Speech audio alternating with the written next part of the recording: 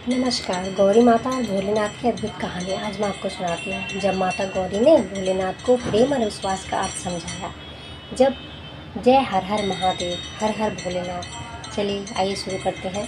क्या आपने कभी सोचा है कि भगवान शिव, जिन्होंने संसार का सबसे बड़ा वैरागी और शांत देवता माना जाता है, उन्हें माता गौरी ने अपने प्रेम और विश्वास से कैसे अपना बनाया? क्या आप इस बात को जानते हैं? नहीं तो चलिए आइए सुनते हैं। आज की कहानी सिर्फ भगवान शिव और माता गौरी के विवाह की कहानी नहीं है, बल्कि यह कहानी है धैर्य, भक्ति, प्रेम और अटूट विश्वास की। तो आइए चलिए चलते हैं उस समय में जब हिमालय की गोद में एक छोटी सी कन्या ने जन्म लिया, जिनकी भक्ति से स्वयं महादेव को भी उन्होंने प्रसन्न कर लिया। माता गौरी का घर हिमालय पर्वत पर था। माता गौरी का जन्म बहुत समय पहले हिमालय पर्वत और उनकी पत्नी मैना देवी के घर में एक सुंदर सी कन्या के रूप में हुआ था। एक छोटी सी प्यारी सी नन्ही सी गुड़िया। कन्या का नाम रखा गया पार्वती। पार्वती, जिन्हें हम सभी बहुत अच्छे से जानते हैं। बचपन से ही पार्वती का मन भगवान शिव की भक्ति में लगा रहता था। हमेशा वे पूजा ध्यान करती थी और सखियाँ सब खेलते थे, वनों में जाते थे, लेकिन वो जो पार्वती थी मिट्टी के शिवलिंग से पूजा करती थी। खुद ही बनाती थी, खुद ही उनकी पूजा करती थी। एक दिन माता मैना ने अपनी बेटी को पूजा करते हुए देखा। उन्होंने पूछा, बेटी, तुम रोज रोज किसकी पूजा करती हो और क्यों करती हो भाई? अभी तुम छोटी हो, खेलो कूदो। तो पार्वती जी ने मुस्कुरा के बोला, माँ, मैं भगवान शिव की पूजा करती हूँ, वे ही मेरे आराध्य हैं, मैं उन्हीं को ही अपना सब कुछ मानती हूँ। माता मैना ने समझाया, बेटी, शिव तो कैलाश पर रहने वाले योगी हैं, उनके पास ना तो राजमहल है, ना धन दौलत है, ना और चीज़ें हैं। पार्वती ने बहुत शांत स्वर में कहा अपनी माँ से, माँ, मुझे धन दौलत नहीं चाहिए, मुझे तो महादेव की भक्ति चाहिए, मुझे तो महादेव का प्रेम और विश्वास चाहिए।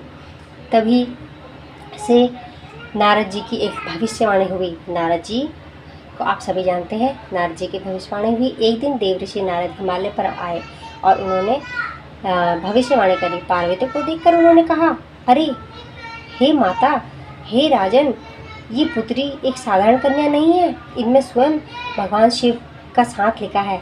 सच में इन पे शिव का ही साथ लिखा है इनके जीवन में। यह सुनकर हिमालय बहुत प्रसन्न हुए, लेकिन मैना माता थोड़ी सी संकोच में आई। लेकिन समस्या ये थी कि महादेव संसार से दूर थे, ध्यान में लीन थे। अब वो कैसे सांसारिक जीवन में आए? उनका मन विवाह की ओर तो बिल्कुल भी नहीं था, बिल्कुल भी नहीं चाहते थे कि मेरा विवाह हो। उन्हें बस योग और ध्यान चाहिए होता था। पार्वती ने निश्चय किया कि अपनी शक्ति से महादेव को वो जरूर प्रसन्न करेंगी, चाहे कुछ भी हो जाए, दिन रात एक करनी पड़े, लेकिन महादेव को मैं ही अपना बनाऊंगी। माता गौरी ने तपस्या करी, कठोर तपस्या करी, वनों में गई, जंगलों में जाकर उन्होंने शिव का ध्यान करना शुरू कर दिया, शिव की पूजा आराधना करनी शुरू कर दी। पहले उन्होंने फल खाए, धीरे धीरे उन्होंने फल खाए, फिर केवल वो पत्तों पर रहने लगी। उसके बाद धीरे धीरे उन्होंने पत्ते भी छोड़ दिए, फल भी छोड़ दिए, भोजन भी छोड़ दिया। अब वे सिर्फ जल के साथ ही भोजन कर रही थी, जल के साथ ही जीवन यापन कर रही थी। उनकी तपस्या इतनी गहरी थी कि देवता भी उनको देखकर आश्चर्य रह गए। कहा जाता है कि इसी कठिन तपस्या के कारण पार्वती को अर्थात अर्पणा नाम भी दिया गया, क्योंकि उन्होंने सब कुछ अर्पण कर दिया था तथा पत्तों तक ही, फिर उन्होंने बाद में पत्ते भी त्याग कर दिए, इसलिए उनको अर्पणा के नाम से भी जाना जाता है। लेकिन पार्वती का मन स्थिर था, उनके मन में कोई हलचल नहीं हुई। वे पूजा में लगी रही। उनके मन में सिर्फ एक ही नाम था, ओम नमः शिवाय, ओम नमः शिवाय, ओम नमः शिवाय। अब क्या करें? सभी महादेव के पास गए, बोले, माता प्रभु देखिए, माता का रूप तो बहुत वो होता जा रहा दिन प्रतिदिन भोजन के बिना। तो भोलेनाथ उनकी परीक्षा लेने के लिए गए। माता पार्वती की तपस्या से बहुत खुश हुए, उन्होंने उनकी परीक्षा लेनी चाहिए। महादेव एक साधु बनकर गए और पार्वती के पास पहुँचे, साधु का वेश धारण करा अच्छे से और गए धीरे धीरे उनके पास। देवी, आप किसके लिए इतनी कठिन तपस्या कर रही हैं? गौरी ने बोला, मैं अपने आराध्य के लिए कर रही हूँ। तो पार्वती माता ने बोला, आराध्य के लिए कर रही हूँ? तो शिव ने बोला, कौन आराध्य है? भगवान को, शिव को प्रसन्न करने के लिए। एक साधु हंसकर बोले, शिव तुम्हारी पूजा से कभी प्रसन्न नहीं होंगे। ये तो अजीब दिखते हैं, शरीर पर भस्म लगाते हैं, गले में सांप पहनते हैं, शमशान में रहते हैं, और आप तो इतने सुंदर कन्या, राजमहल वाली कन्या, उनसे विवाह क्यों करना है आपको? तभी पार्वती ने तुरंत बोला कि हे साधुजन, हे भक्तजन, आप महादेव का अपमान ना करें।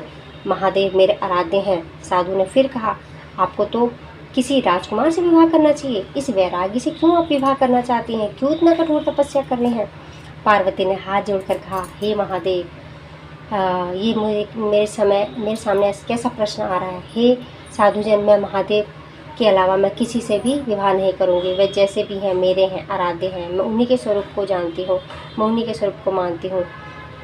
मैं उनके गुणों को देखती हूँ, उनके शरीर को नहीं देखती हूँ। इतना ही सुनते ही साधु महाराज आश्चर्य से मुस्कुराने लगे और अचानक चारों तरफ दिव्य प्रकाश फैल गया। पार्वती समझ गई ये कोई साधु नहीं है, स्वयं महादेव है।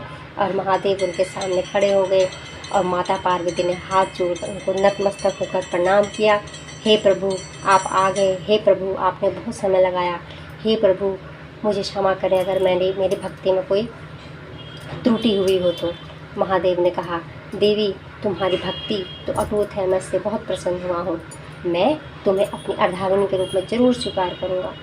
मैं आपकी तपस्या से खुश हुआ। फिर शिव पार्वती का विवाह हुआ। यह समाचार हिमालय के घर पहुँचा तो सभी बहुत प्रसन्न हो गए और सभी को समझ आ गया कि सच में ही जो पार्वती माँ हमारे घर में इतने दिनों से विराजमान थी, वे सच में ही शिव की ही अर्धांगिनी थी। विवाह की तैयारी हो गई। महादेव की बारात आई।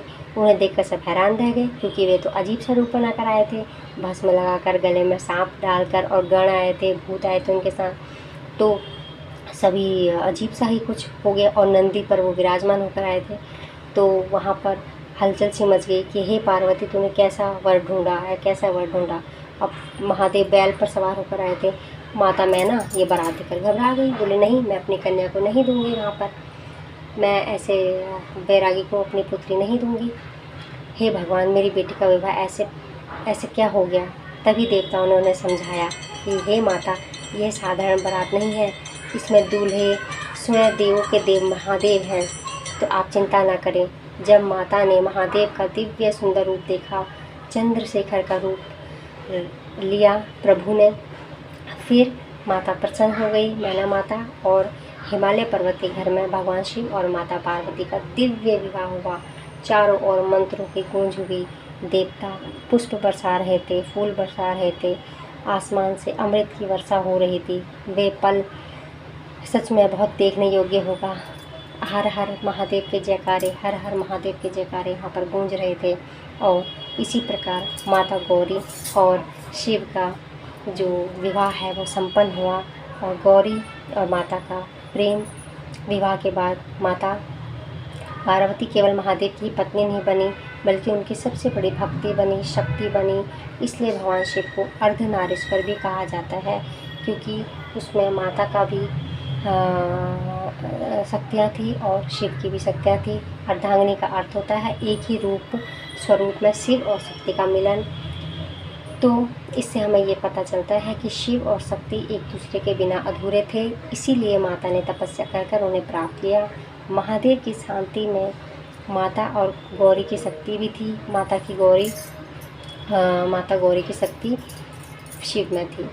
तो कहानी से हमें सीख ये मिलती है कि हमें हमेशा प्रभु पर विश्वास रखना चाहिए, अटूट विश्वास रखना चाहिए, सच्ची भक्ति से पूजा करनी चाहिए, प्रेम भावना से पूजा उपासना करनी चाहिए, जिससे कि हमारी पूजा जो है वो कभी व्यर्थ ना जाए, हमें ईमानदारी से फल मिले, जैसे माता पार्वती को मिला।